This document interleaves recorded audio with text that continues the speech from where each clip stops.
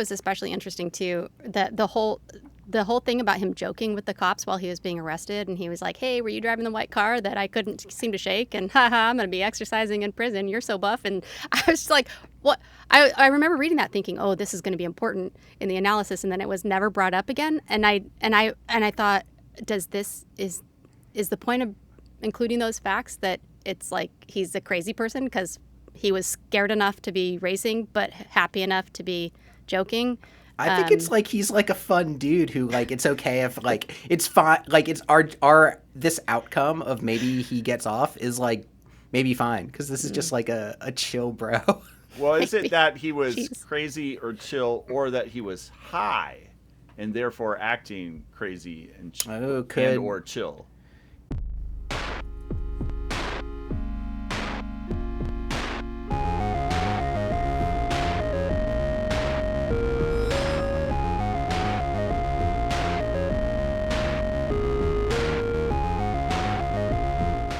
Guns, drugs, and social media.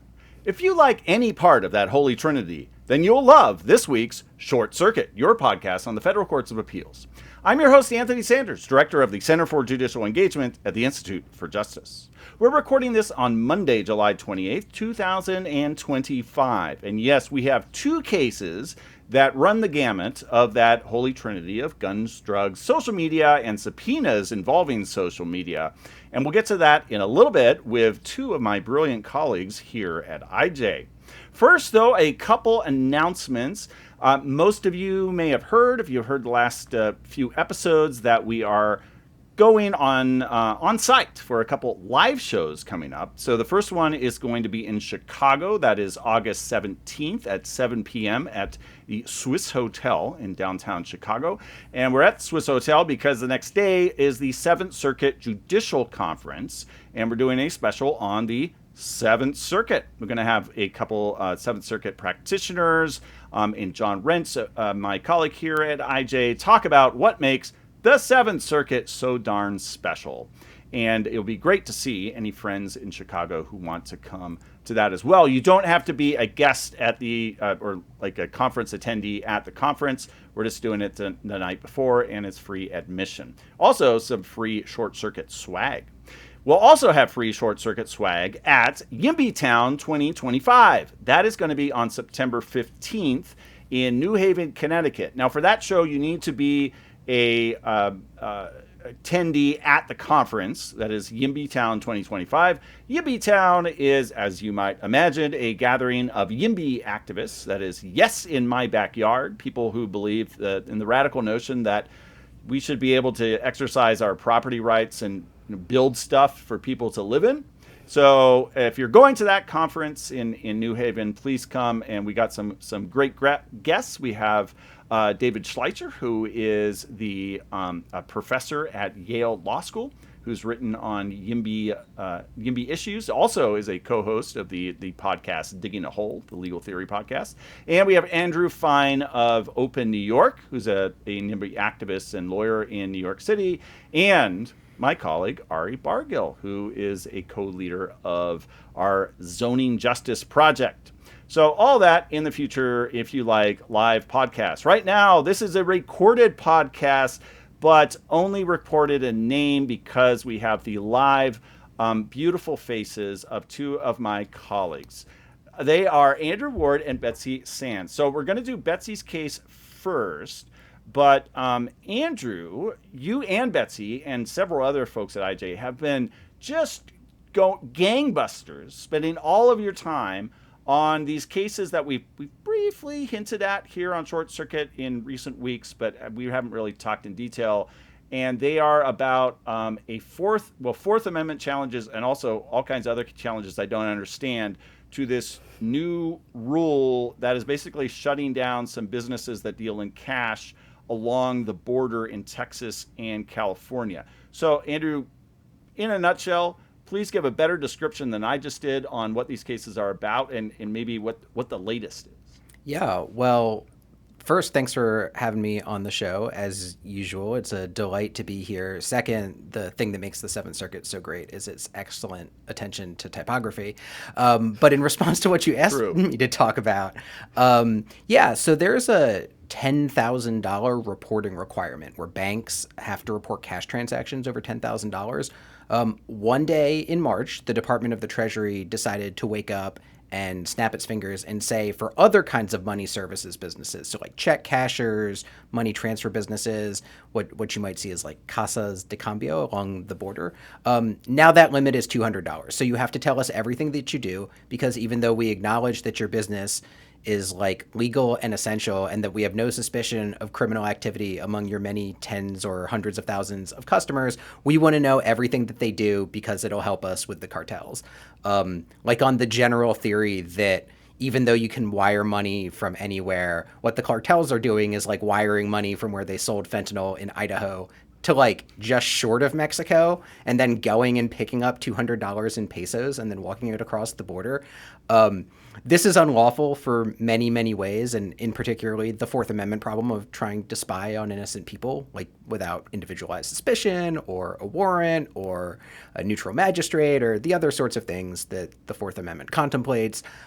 It's very bad. It actually causes like literally more hours of paperwork than there are hours available in the day, because every time they have to report a transaction, it's like 15 minutes for some like nice waitress who's breaking up her tips into, like smaller bills and stuff, or maybe combining them into bigger bills. And you have to go and upload a form to the government. And so like these poor people are working until 2 a.m., all because the government said cartels to claim a bunch of authority it doesn't have. And so, yeah, there's like 5 cases about it. We're doing a lot of work. There's 3 different district court cases. There's 2 interlocutory appeals at the 5th and 9th Circuits. Betsy and I need to leave this podcast to go do an MSJ. Maybe we won't talk for that long. Who knows? Learn more about it at our case page on ij.org. Or check out the Behind the Brief episode that we did on it. Yes, and so we'll put a link to that for anyone who wants to get up to speed on those cases, and I'm sure eventually they will become arguments in the federal courts of appeals and opinions, and we may pick up on them at that point. So we don't want to keep you guys too long because you have other things to do, it sounds like. But Betsy, first, everyone wants to hear about social media. So this isn't just social media, but it's law I was not really familiar with till I read through this case, although it does remind me of, I think there's other federal statutes like this. So essentially, the government can come and ask and subpoena you being, say, a social media company, and then you have to give them information, and you can't tell anyone they came to ask. So it's kind of like the beginning of Great Expectations. You remember when Pip's out there in the mist and the convict grabs him and he says, "You need to go get me food and a file," and then also this unnamed person will come and eat your liver if you tell anybody, which seemed to work. I mean, Pip didn't tell anybody. So is that kind of how it works here with social media companies, and do they tell anybody? I feel like at least for Pip, there's an argument that it worked out for him, right? I mean, well, true. Yeah. I mean, don't give the government any ideas, but I guess in the long run. Well, there are some statutes, including the one that Andrew just described the cases that we're working on. The government claims its power under the Bank Secrecy Act for those cases. And there are times when the government can ask you for information, but tell you not to talk about it at the same time. And another one of those statutes, it's called the Stored Communications Act. And I'll tell you the name of this case. It's out of the D.C. Circuit. And I'm going to give you the Westlaw site because the name of the case is In Regard Sealed Case. And if you go and search that, you will find a bunch of them because this happens quite often. And if readers actually want to check this out, it's at 2025 Westlaw 2013687, and that is the case we're talking about today.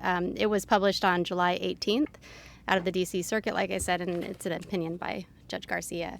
But again, it's dealing with the Stored Communications Act, and that act is ostensibly for the privacy of people who use social media or online communication platforms. And it requires that these companies cannot just go divulge your information, unless unless in a couple of circumstances, and that's if one of those circumstances is if the government wants that information as part of some investigation.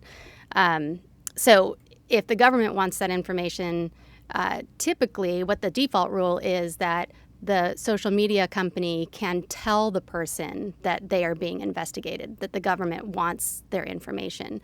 But sometimes these social media companies are ordered not to disclose that information to the target of the investigation.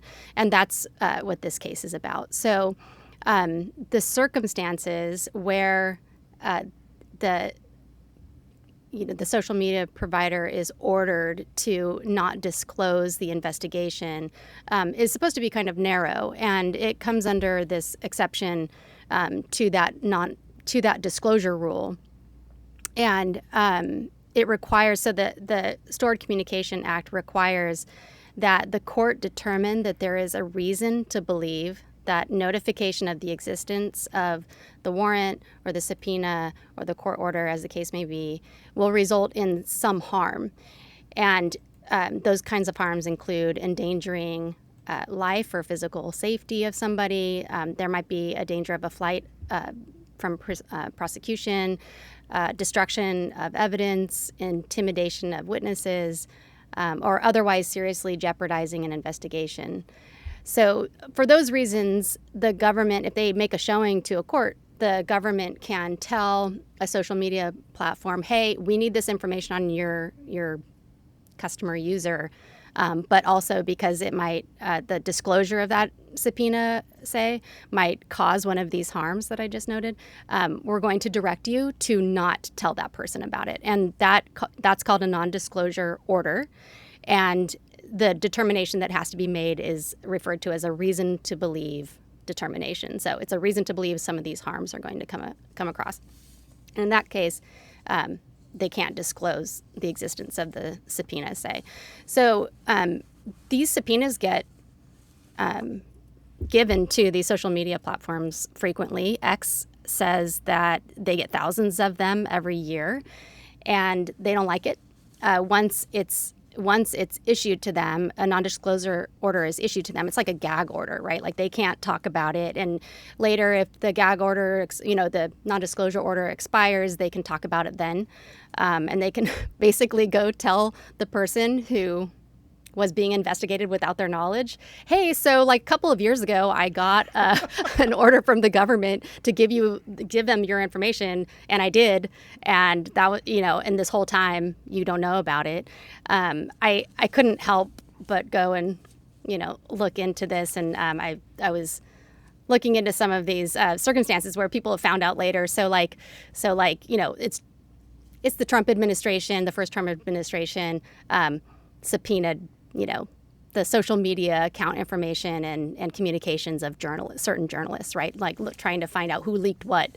And then when the Biden administration came in, they just decided to keep going at it and didn't disclose it. And that was going on for several years. And then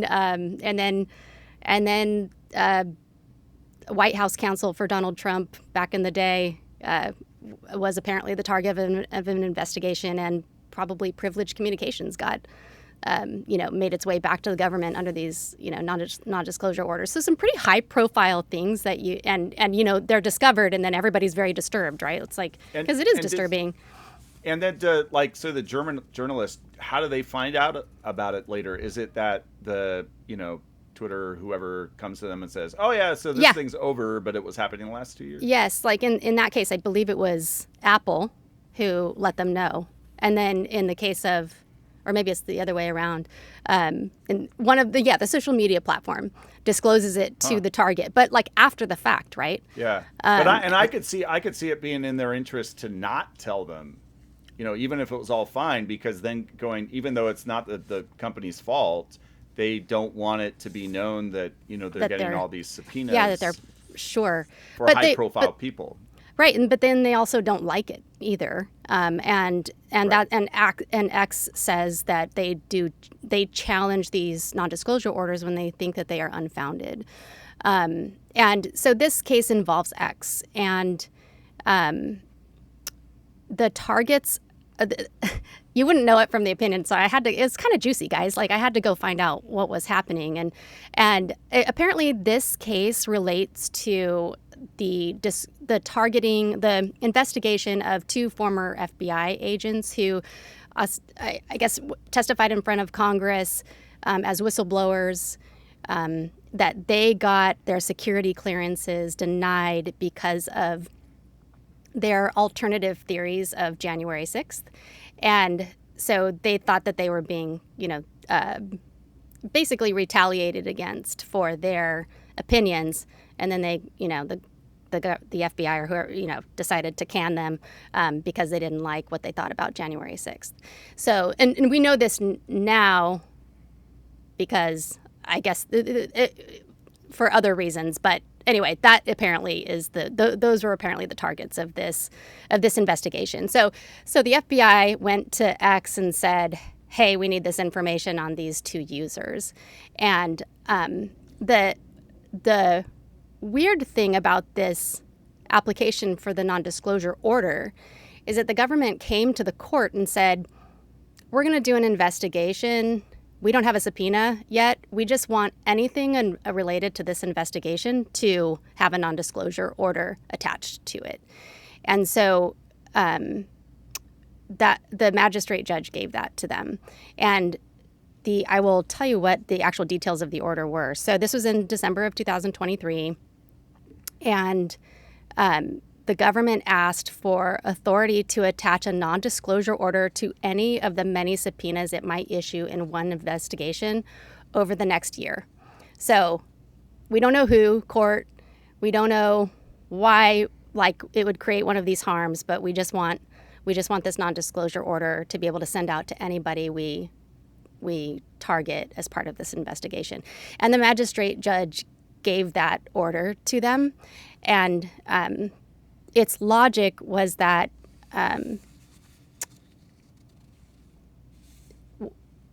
what was its logic? It was like basically convenience. It was just it was going to be a lot, and it was probably going to be overwhelming, and they were all going to be based on the same facts, and so it gave this non-disclosure order. So instead of every time they have another order and saying, "Hey, let's make sure there's non-disclosure attached to it," they're just going to get carte blanche all of these orders non-disclosure without having to go back over and over again. Without having to go back and justify why they believe certain harms would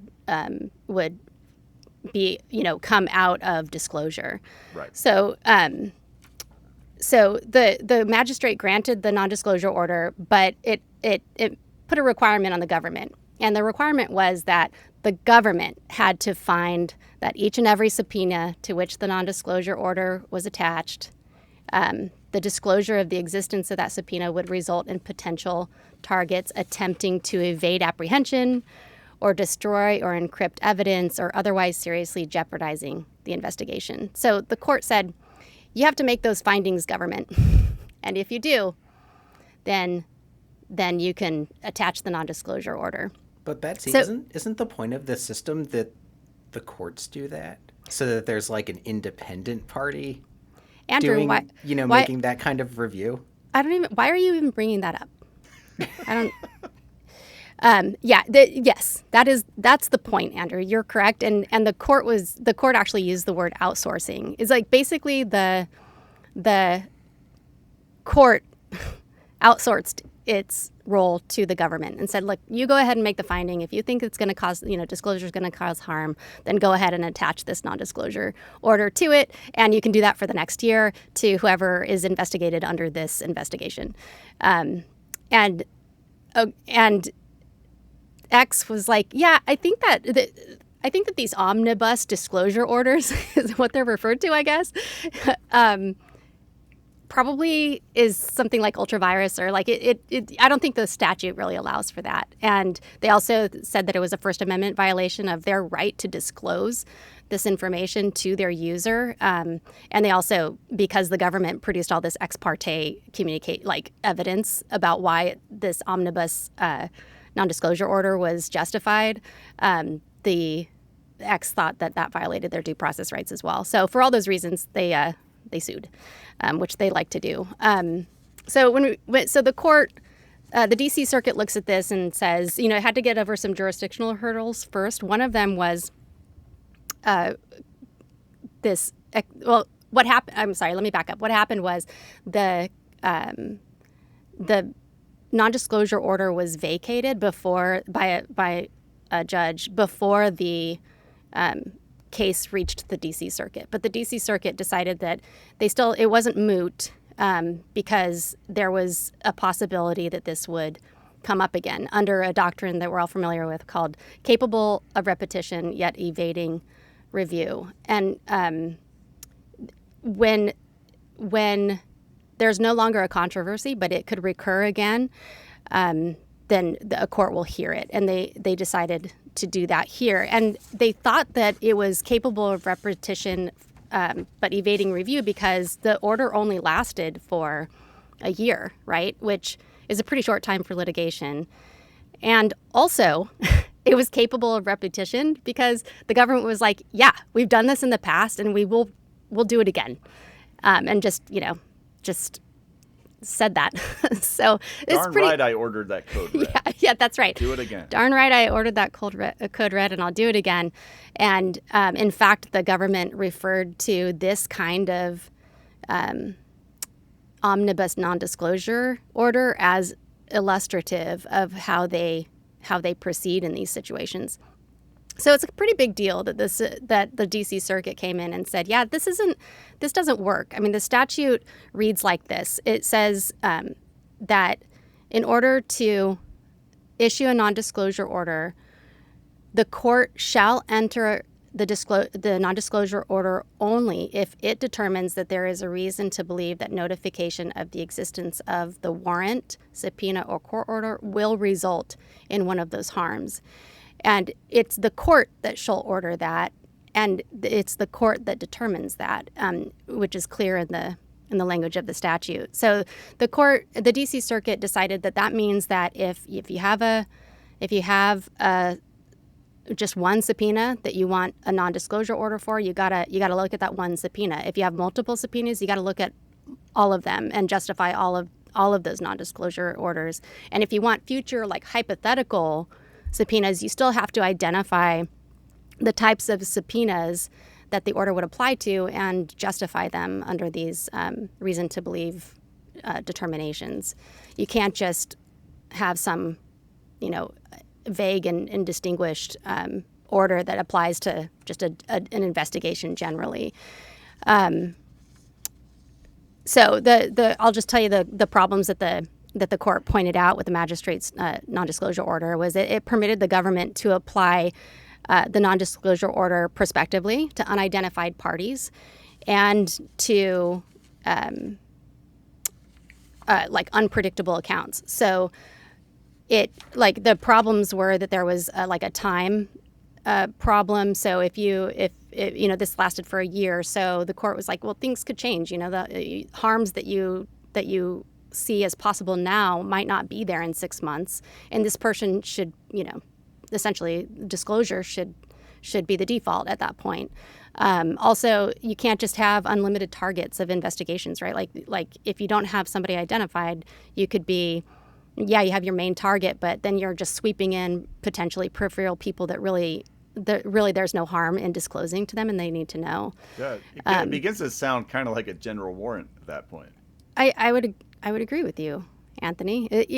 They don't actually use that word, but it definitely smacks of it. And the D.C. Circuit was pretty nice about it. They said, given those characteristics that I just described to you, it would be exceedingly difficult for a court to reasonably predict what subpoenas might be covered. And I agree, that'd be difficult. So the government's take on it, they didn't have a lot to say, except that the government said that the orders were validly issued because the court required us to make the findings. So we're making findings, court. So don't worry about it. It's okay. And the D.C. Circuit was like, well, that's, as Andrew pointed out earlier, that's kind of the entire point, people. And that basically just points out the violation, right? We need a neutral magistrate in the middle of these things. We can't have, what do you call it, the fox guarding the hen house or whatever other right. metaphor you want to use there. The whole point is that the people enforcing the law aren't the ones, making sure that they're doing it right. So no more outsourcing on these things. The court did say that they didn't. X wanted them to say that all omnibus non-disclosure orders were unlawful. The court didn't go that far. They said there might be a circumstance where it might work out under the statute. They also said that multiple subpoenas could potentially be covered by one non-disclosure order, but not the way it was being done here. So there were some, there's still some maybe open doors. I couldn't conceive of something that the government could do to comply, make those determinations on subpoenas that aren't in front of them. But maybe I'm not that imaginative. I'm sure there will be government officials who will be much more, imaginative than I am. And they also, because they resolved it on the statutory basis, they did not reach the First Amendment or due process claims, but that would have been interesting.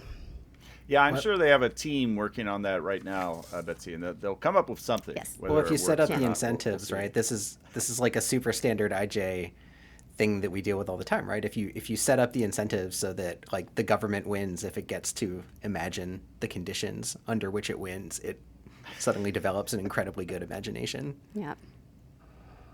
Andrew, have you ever had, to your knowledge, a social media account of yours that it turns out has been subpoenaed? And, Not to my later you're told knowledge, about but it? I don't know if to my knowledge is very useful. It used to be that for some of like the national security subpoenas, like various internet entities would have these like trial balloon things where it's like they would just say like, we have never received one of these subpoenas, and then they kept saying it until one day like they stopped saying it, and at least that was supposed to mean something.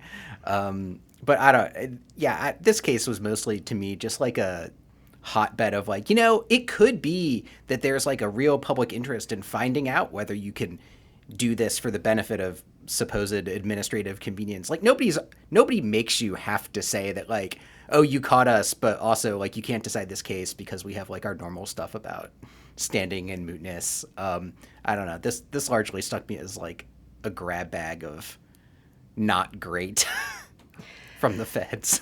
Yeah, it all seems so obvious. It was kind of shocking too. I unfortunately for me, I still maintain some ideas of like normal lawful living and normal lawful behavior by my government, but you give the government a cookie and it will take a mile or whatever you want to say. Well, it's a good reminder that this kind of subpoena work is being done by, for whatever the reason is, because it seems like this could be for all kinds of reasons that the feds are investigating somebody and they use this statute.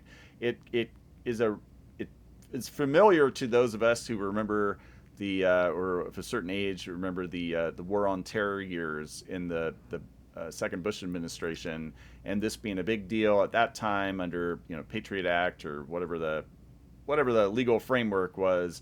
And I think that maybe, Andrew, that's what you were referring to, is the telecommunications companies would often be subpoenaed, and some would stand up to it, some not, some would have gimmicks like you were just talking about. But it was a big deal for a while, and then I think it wasn't as big a deal. It didn't hear about this kind of practice as much, but it's always going on for whatever purpose that the federal government have or state governments have, that they're subpoenaing all the people who house all of our lives on cloud servers, which is the way we all live our lives now. And so reminder, someone might come looking for that, and you may never know that they're looking for it. I was a little hopeful too that, when I started looking, because you can't discern it from the opinion, what the nature of these people were, if they were discoverable at this time. And so when I went looking, I thought, maybe X was upset because it was just so broad and all the implications of that. But and it was actually somebody who deserved investigation, and it was a dangerous person, but then it just ended up being like more like political stuff. And then the biggest examples are politically motivated. It's just It's really disturbing.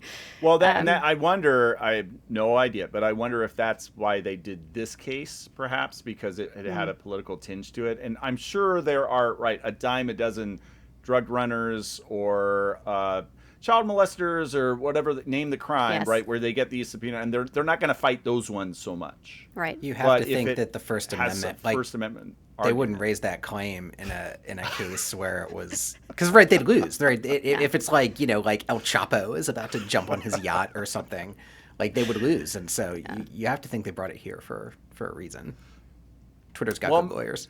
Moving on to another person who's not quite at El Chapo's level, but maybe was treated a little bit like one of El Chapo's clients, is this fellow who bought a gun and smoked a little pot and also got a little scared one day. And maybe there's some more to this story, but that's a lot of it. And so we're going to the Eighth Circuit for this case with Andrew. This is the guns and drugs that I promised. United States versus Perez. And Andrew, what's the deal with Mr. Perez? What happened to him? Yeah, so this is right, U.S. versus Cordova Perez out of the Eighth Circuit, and this case is interesting maybe for like two reasons, and they're intertwined. But I think the first is actually just a matter of interesting legal writing, right?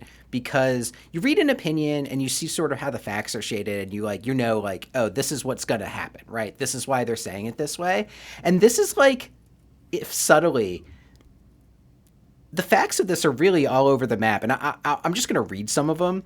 Yeah. So, on April 11th, 2023, federal agents set up a buy-bust operation in Des Moines, Iowa, through a confidential informant. The agents arranged to buy over 15 pounds of methamphetamine from someone in a gold Dodge Durango in the parking lot of a bowling alley.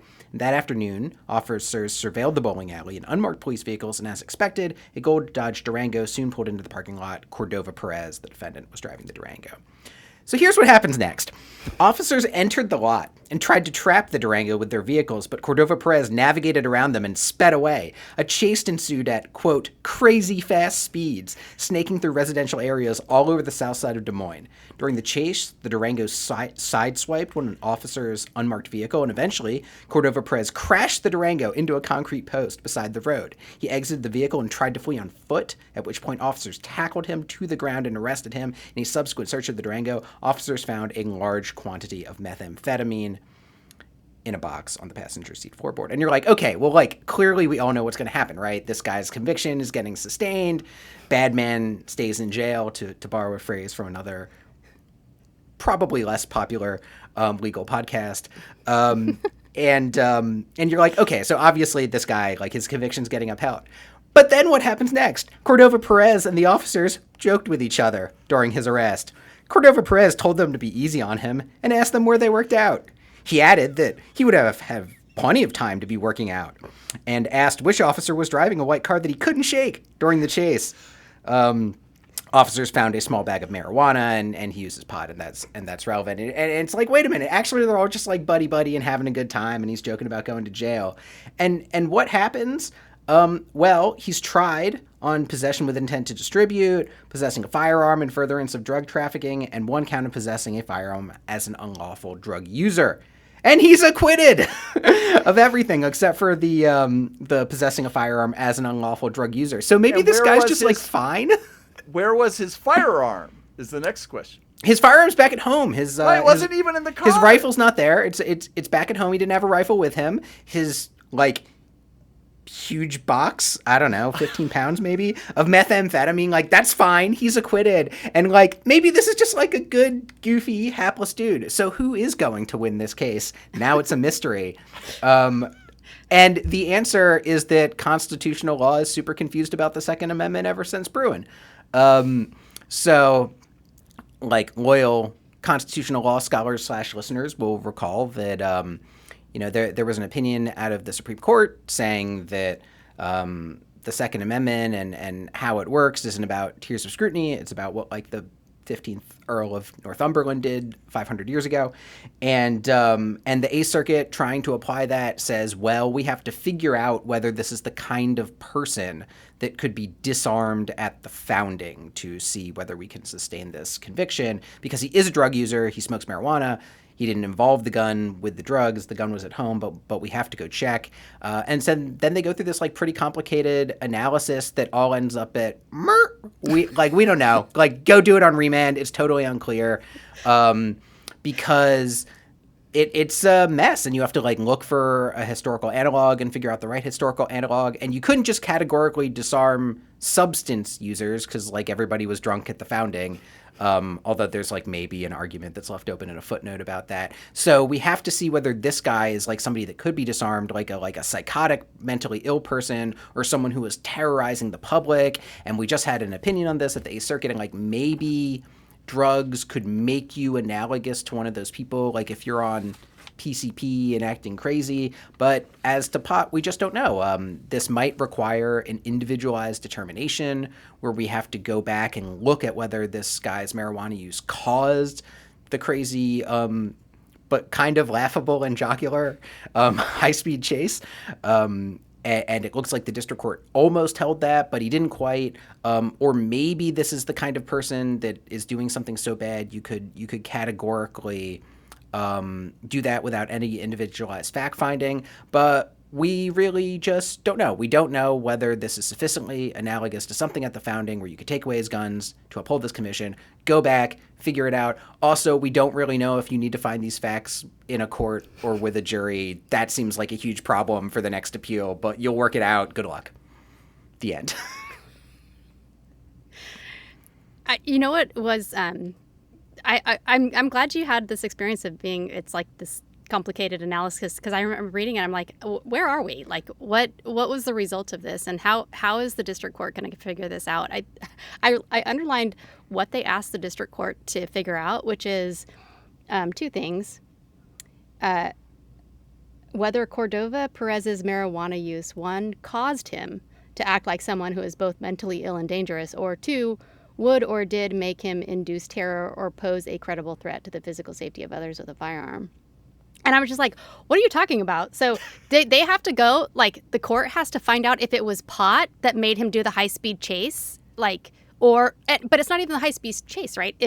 You have to go figure out if pot makes him act like a mentally ill person, but not necessarily related to the chase. And then also, did it make him induce terror with a firearm? But his firearm was at home covered in dust. Have the firearm like, what? with him. Yeah, I was like, oh, I hope the district court is much smarter than me, because that seems like a tall order. Or maybe just the district court knows somebody who's been stoned, which generally does not lead to like high-speed car chases. Yeah, I mean, look, right? Like, there's this super complicated test from Bruin, and there's this obvious analog that there weren't gun limits for like drunk people at the founding, but there's also a lot of pressure for sensible reasons that you don't want people that do bad things with guns to have guns, so you want to take them away, and the feds want to prosecute that. So now there's like really complicated inquiries about whether or not that can be done through very logically complicated means. And there we are. I thought it was especially interesting too, that the whole thing about him joking with the cops while he was being arrested, and he was like, hey, were you driving the white car that I couldn't seem to shake? And haha, I'm going to be exercising in prison. You're so buff. And I was just like, what? I remember reading that thinking, oh, this is going to be important in the analysis. And then it was never brought up again. And I thought, is the point of including those facts that it's like he's a crazy person because he was scared enough to be racing, but happy enough to be joking? I think it's like he's like a fun dude who like it's okay if like it's fine, like it's our this outcome of maybe he gets off is like maybe fine because this is just like a chill bro. Well, is it that he was crazy or chill, or that he was high and therefore acting crazy and or chill, which seemed contradictory, but you know, certain kinds of highs, but perhaps for certain kinds of people could make you behave like that. A lot of this is so this is an interesting next chapter in this running series of case law in the Eighth Circuit. And so if listeners want a little debrief on some of the background, we talked about a previous case on Short Circuit 325, so a little over a year ago, where there's a opinion where the court says what Andrew just said, which is basically no one got their guns taken away for being drunk at the founding. But what about the mentally ill, as such as that concept existed at the founding? And there was evidence that at least for temporary periods, people did have their firearms taken away at that time. And on that episode, I gave some criticism of that opinion and how it was buttering up Benjamin Rush, who was a founder who signed the Declaration of Independence, but was also a physician and had all these pretty, even today, extreme views about locking up the mentally ill, or about like basically all crime was a mental illness. I thought that was kind of scary and spooky, especially to be relied upon in this opinion. And so as courts develop this in the circuit courts, and if this issue may get to the Supreme Court, I really hope they don't lean into the Benjamin Rush. So everyone out there, please look at like Thomas Szasz, this libertarian psychiatrist. He had all this stuff about how Benjamin Rush was totally wrong. So you should look at that. But in any case, it was left out. There was a line in there that said like the guy in that case was like on PCP, and like obviously the equivalent of crazy while he was on PCP and committed these crimes. But what if there was a grandma who was smoking pot because she needed it for glaucoma or whatever the example was? Could you constitutionally prosecute her for possessing a firearm? Like, does that violate the Second Amendment? And so what we have, this guy here, whatever he's doing, is maybe a little closer to the grandma than the guy on PCP. Maybe and the not, reason though. the reason why it'd be okay, or potentially like okay to disarm the grandma, is because we know that marijuana affects aging people differently and more severely, perhaps. There is others. a footnote about that. Yeah. Marijuana that induced was striking. psychosis. This whole thing is just such a. I mean, it's a mess. Originalism makes more sense than the alternatives in many ways, but like this strikes me as all just like a weird way of figuring out what the law is. I don't know. If we want to be originalists, how about none of this has anything to do with interstate commerce? Ooh. None of this should be a federal crime to begin with. Well, that's another point. So the prosecution's really interesting. He's prosecuted in federal court for federal crimes, and they throw this gun thing in there because he happened to have this rifle in his house that had dust, and he said he had only ever used once for gun possession. But I mean, the big federal crime is whether or not this has to do with interstate commerce, is the huge amount of meth. Oh yeah, that part has to do with it, but not the owning a gun while being a person who uses drugs part. No, well, or the meth. I mean, we don't know where the meth was who cares, right? That's not an argument in the case. But it seems like his argument, he basically says, I was a patsy, I didn't know what was in the box. And it seems like the jury bought that. This guy seems like someone who could be a patsy. Yeah, might like be based right. on the description in the opinion. I don't know Mr. Cordova. So he's like, the jury for whatever reason says we're not going to throw the book at him for the 15 pounds of meth, because like that's going to be a long time in federal prison. So they do this gun thing, but like what obviously he did wrong was the high-speed chase, right? So at first I guess they were unmarked vehicles. He didn't even know where they are, but then he figured out there are cops, but he keeps driving through these residential neighborhoods. Yeah, because he can't shake him. Because the guy in the white car has a super good tail.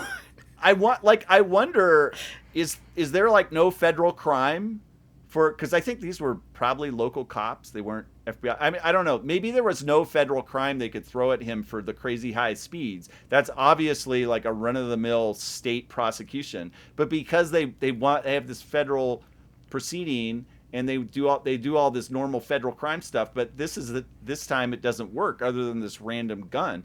Whereas if he just goes to state court and gets prosecuted for crazy high speeds, right, he would get the appropriate conviction, you would think. So, and I wonder on remand where he has to like testify whether he was high or not, that could maybe be used in a state prosecution. Right. I don't know if the state prosecutors are even interested in this guy, but I could see there being like a Fifth Amendment problem there. So then, how do you do the Second Amendment analysis? I don't know, You guys man. got an answer? I have not known how to do Second Amendment analysis for some time. I feel like the court really didn't have an answer either. They're like, yeah, they actually pointed out that you might have a problem here by going and getting more facts. And Well, Judge Kelly, one of the more liberal members of the court, like she's doing a yeoman's job here of faithfully Just applying trying to figure it precedent. out. But I doubt if she were writing on a blank slate that this is the method she would choose to analyze this. What was the sentence that he got to? It wasn't super long, right? It was like 3 years. Yeah, it was short. So I wonder if he's almost done already. So they won't even bother with this complicated procedure. I hope he learns from this that he should like get his kicks out on like a go-kart track or something. Like go like do his racing somewhere else, stay away from your friends that have you picking up meth, and just like go drive fast and like have a good life, I feel But like leave your that's gun good- at home. That's good advice for already convicted people. It's also good advice for all the young folk out there listening to this podcast. Preemptively, just go-karting. Exactly. I heard that Formula One racers, like the level below when they start doing Formula One cars, it's hard to rev up to that, so to speak, because there's such incredible technology. So they're go-kart racers, and like the best go-kart racers are then moved up to F1 drivers. So maybe this Another guy, great reason. Yeah, he's got to go that in his go-karting. future. Don't do meth. Go play Don't do go-karts, meth. kids. All right, on that note, I think we'll leave it, and I think everyone has one to grow on. So thank you, Andrew. Thank you, Betsy. You can get back to your motion for summary judgment. And for everyone else, please be sure to follow Short Circuit on YouTube, Apple Podcasts, Spotify, and all other podcast platforms. And remember to get engaged.